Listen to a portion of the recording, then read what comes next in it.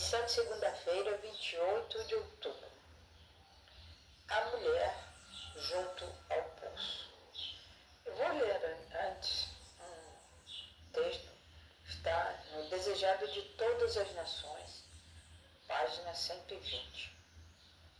Aqui nós lemos: os judeus e os samaritanos eram inimigos mortais, evitando tanto quanto possível todo trato uns com os outros.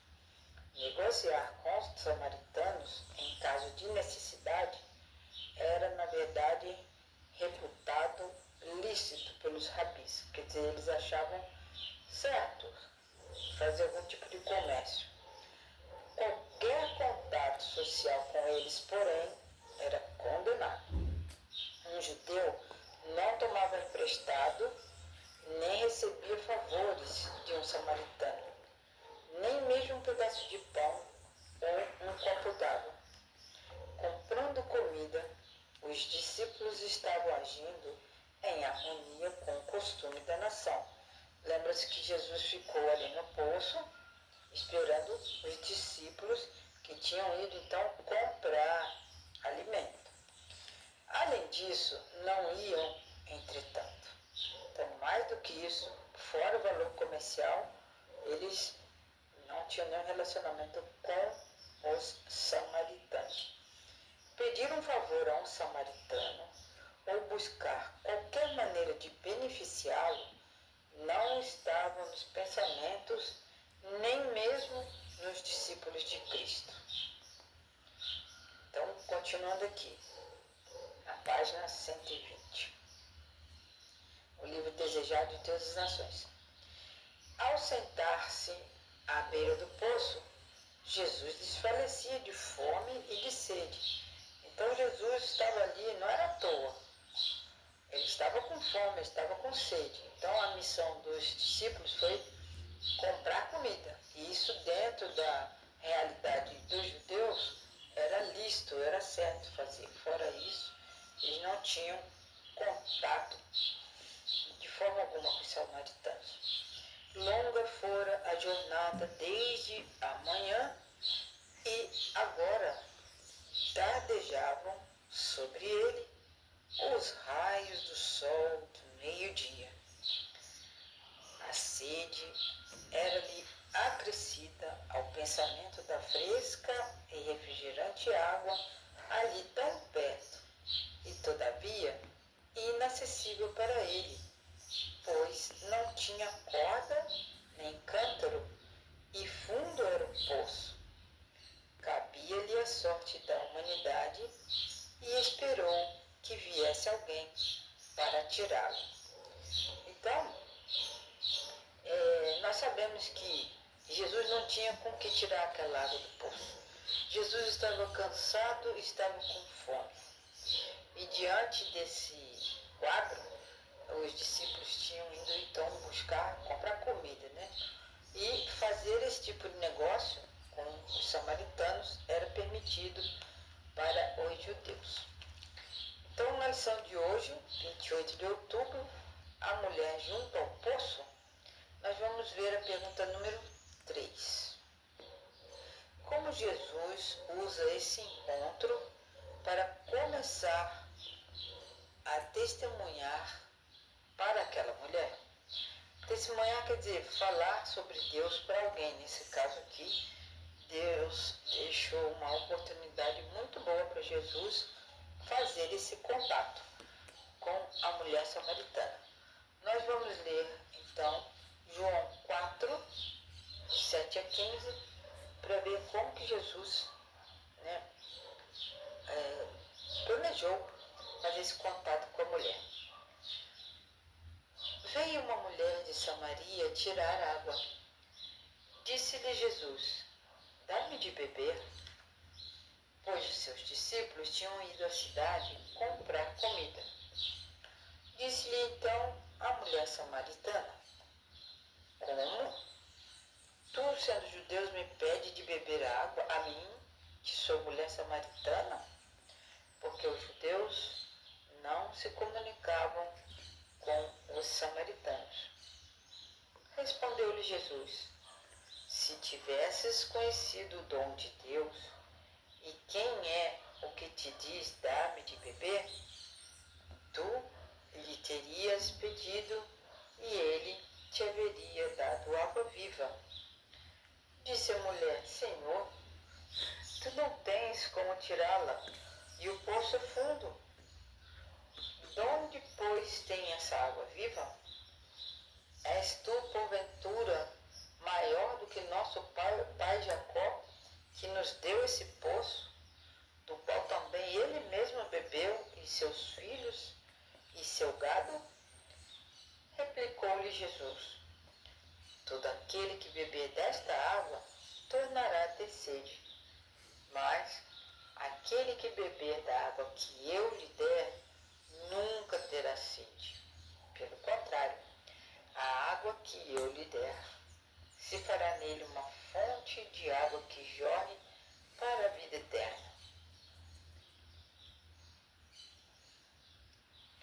Então a mulher lhe disse: Senhor, dá-me dessa água, para que eu não mais tenha sede, nem venha aqui tirá-la.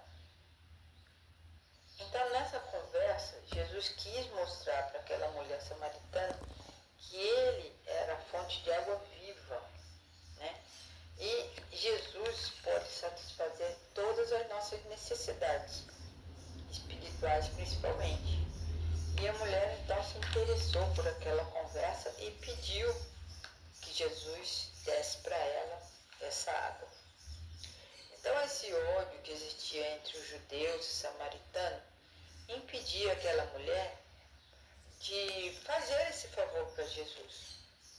Jesus, porém, buscava a chave para aquele coração fechado e com jeito, com tato, nascido do amor divino, em vez de lhe oferecer um favor, ele pediu um favor. O oferecimento de uma gentileza poderia ter sido rejeitado. No entanto, confiança gera confiança. Isso está em Desejado de Todas as Nações, página 137. Então Jesus, pedindo um favor para aquela mulher, ele quebrou aquele gelo, né? Aquele orgulho de não falar, de não ter contato com os samaritanos. Assim como aconteceu com o encontro de Nicodemos, Jesus sabe o que está no coração das pessoas.